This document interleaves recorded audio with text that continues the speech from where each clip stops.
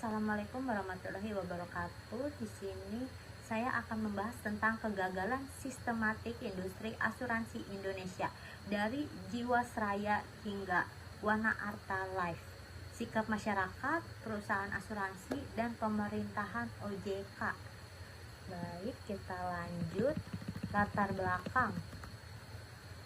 Dua skandal besar yang mengguncang kepercayaan publik terhadap industri asuransi nasional, yaitu yang pertama PT Asuransi Jiwasraya Persero gagal bayar. Nah, dia melakukan gagal bayar polis produk JS Saving Plan sejak akhir 2018.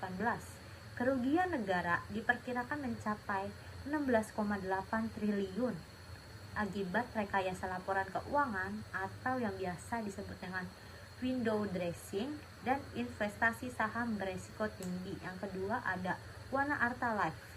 Jadi kasus dia yaitu izin usaha dicabut OJK pada 5 Desember 2022, gagal bayar hingga 15 triliun kepada sekitar 29.000 pemegang polis dengan aset yang jauh lebih kecil dari kewajiban perusahaan tersebut. Oke, kita lanjut bahas akar masalah, mengapa disebut kegagalan sistematik.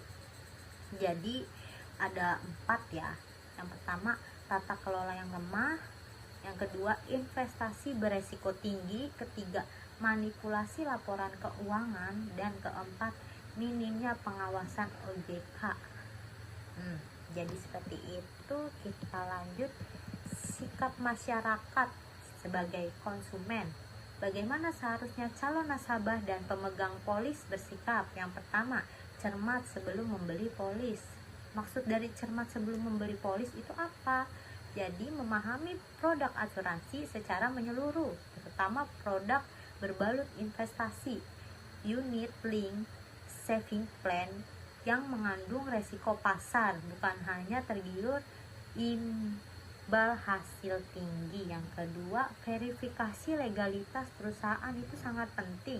Jadi kita harus melakukan pengecekan status izin usaha, rekam jejak perusahaan asuransi melalui situs. Bisa, sekarang udah ada Google, jadi kita bisa lihat dari Google nih, kita bisa lihat dari berbagai macam fitur itu, kita bisa lihat yang resmi di OJK, baru menandatangani perjanjian.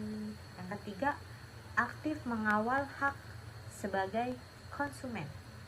Jadi apa sih yang dimaksud aktif mengawal hak sebagai konsumen? Itu membaca polis secara detail, menyimpan bukti pembayaran, dan segera melapor ke OJK atau lembaga perlindungan konsumen bila menemui indikasi gagal bayar. Yang keempat, tidak panik. Jadi kalau kita tidak panik itu pikiran lebih jernih ya, mengikuti prosesnya, prosedurnya secara kolektif. Jadi jangan sampai kita ditipu. Oke, kita lanjut pembahasannya ke sikap perusahaan asuransi. Prinsip bisnis yang harusnya dijalankan perusahaan asuransi itu ada 4 juga nih. Yang pertama, menerapkan GCG secara konsisten. Itu apa sih? Menjalankan good corporate governance secara nyata, transparansi laporan keuangan, audit independen, dan pemisahan wewenang yang jelas antara organ perusahaan. Yang kedua, manajemen resiko investasi yang prudent. Jadi pengelolaan dana premi nasabah sesuai profil resiko produk, menghindari penempatan investasi spekulatif yang tidak sesuai kewajiban jangka panjang. Lanjut, yang ketiga itu transparan kepada nasabah.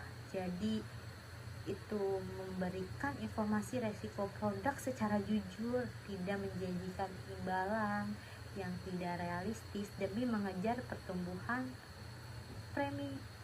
Yang terakhir, tanggung jawab atas kegagalan. Jadi untuk perusahaan asuransi jika gagal itu harus kooperatif dalam proses registrasi, terbuka terhadap audit. Jadi itu jangan sampai tipu-tipu.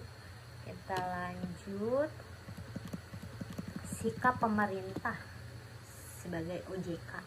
Peran pengawasan dan perlindungan yang perlu diperkuat itu juga ada 4. Yang pertama, memperketat pengawasan berkala, itu meningkatkan frekuensi dan kualitas pemeriksaan langsung terhadap perusahaan asuransi, tidak hanya sebatas minimum sekali dalam 3 tahun, atau juga ibarat kayak ya udahlah gitu ya, jangan kayak gitu ya untuk sikap pemerintah OJK. Jadi yang kedua, penegakan hukum yang tegas, memberikan sanksi yang tegas, proses hukum cepat terhadap perusahaan maupun individu yang terbukti melakukan pelanggaran. Jadi itu harus tegas ya dalam hukum. Jadi biar nggak disepelein, biar nggak ditipu-tipu, jadi nggak ngerugiin konsumen juga. Ketiga itu memperkuat regulasi perlindungan konsumen, mendorong penguatan aturan seperti perluas cakupan risiko sistematik dan pembentukan skema penjaminan polis atau yang biasa dikenal dengan LPS polis. Yang terakhir, dedikasi dini dan early warning system, membangun sistem pengawasan berbasis resiko yang mendekati anomali keuangan perusahaan asuransi sejak dini sebelum berdampak sistemik. Jadi kesimpulan presentasi kali ini dari kasus Jiwasraya hingga Wana Arta Life menunjukkan bahwa kegagalan bukan sekedar kesalahan bisnis individual, melainkan kegagalan sistematik yang melibatkan 3 pilar sekaligus. Yang pertama, masyarakat perlu literasi keuangan dan berhati-hati sebagai konsumen.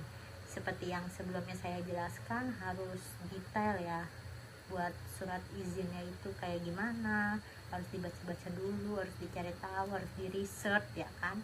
Untuk perusahaan tersendiri, perusahaan asuransinya itu wajib menerapkan tata kelola dan manajemen risiko yang sehat.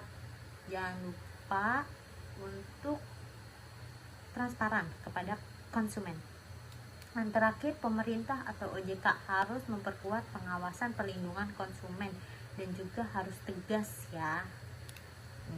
Baik, sekian presentasi dari saya. Mari berkolaborasi mewujudkan tata kelola bangsa yang bersih.